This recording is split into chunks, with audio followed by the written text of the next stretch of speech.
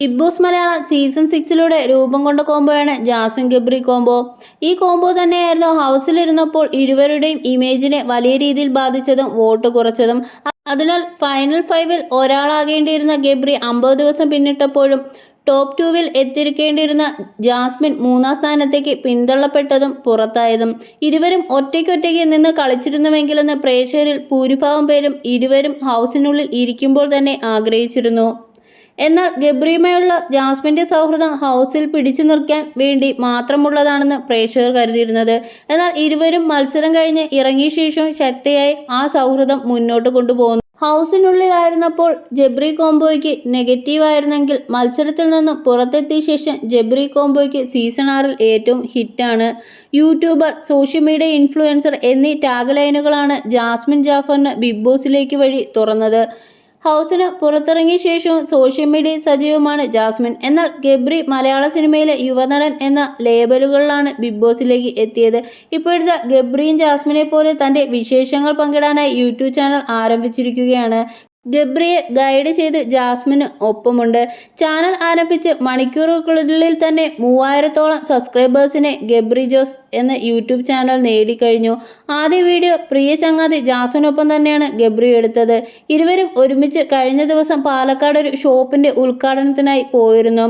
അവിടേക്കുള്ള യാത്രയിലെയും അവിടെ ലഭിച്ച സ്വീകരണത്തിന്റെ വിശേഷങ്ങളെല്ലാം ഗബ്രി വ്ലോഗിൽ ഉൾപ്പെടുത്തിയിട്ടുണ്ട്.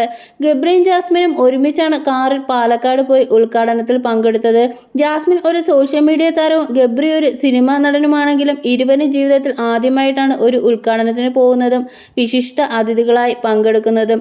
സിനിമയിൽ അഭിനയിച്ച ശേഷം ഉദ്ഘാടനത്തിന് ക്ഷണം വന്നിരുന്നുവെങ്കിലും താൻ ഒഴിഞ്ഞുമാറി പോവുകയാണ് ചെയ്തതെന്ന് വീഡിയോയിൽ ഗബ്രി പറയുന്നുണ്ട്. സ്കൈ ഫോൺസിന്റെ ഷോപ്പിന്റെ ഇനാഗുറേഷനാണ് ഞങ്ങൾ പോയത്. ഞങ്ങളുടെ രണ്ടുപേരെയും ജീവിതത്തിലെ ആദ്യത്തെ ഇനാഗുറേഷനാണിത്. പിന്നെ എൻ്റെ എവിഷൻ എപ്പിസോഡിൽ ഞാൻ ധരിച്ച അതേ ഡ്രസ് തന്നെയാണ് പരിപാടിയിൽ പങ്കെടുക്കുന്നതിനായി ഞാൻ ധരിക്കുന്നത്. ഷൂ പോലും അന്ന് എവിഷൻ എപ്പിസോഡിൽ ഞാൻ ധരിച്ചത് തന്നെയാണ്. മനസ്സിനൊരു സുഖം കിട്ടാനാണ് ഈ ഡ്രസ് തന്നെ ധരിച്ചത്. ഞാൻ എവിടെ നിർത്തിയോ അവിടെ നിന്ന് മുന്നോട്ട് തുടങ്ങാമെന്ന് കരുതി. അതുപോലെ ജാസ്മിനും എൻ്റെ എവിഷൻ എപ്പിസോഡിൽ അവൾ ധരിച്ച വസ്ത്രത്തിൻ്റെ നിറത്തിലുള്ള അതേ ഡ്രസ്സാണ് പരിപാടിക്കായി ധരിച്ചിരിക്കുന്നത്. 24 മണിക്കൂറിന് താഴെ സമയം കൊണ്ട് ഷോർട്സ് നോട്ടീസിലാണ് ഞങ്ങൾ പാലക്കാടുള്ള ഉദ്ഘാടനത്തിൻ്റെ കാര്യം എല്ലാവരെയും സോഷ്യൽ മീഡിയ വഴി അറിയിച്ചത്.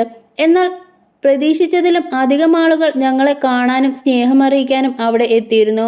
ഇത്രയും സ്നേഹവും പ്രതീക്ഷിച്ചിരുന്നില്ല. ഹൗസിൽ നിന്ന് ഇറങ്ങിയപ്പോൾ അനുഭവിച്ച നെഗറ്റിവിറ്റി പോയി. മക്കളെ ഇഷ്ടമാണെന്നൊക്കെ ഒരുപാട് പേർ പറഞ്ഞു. ഇത് ഒരു തുടക്കമാണ്, ഫസ്റ്റ് സ്റ്റെപ്പ്.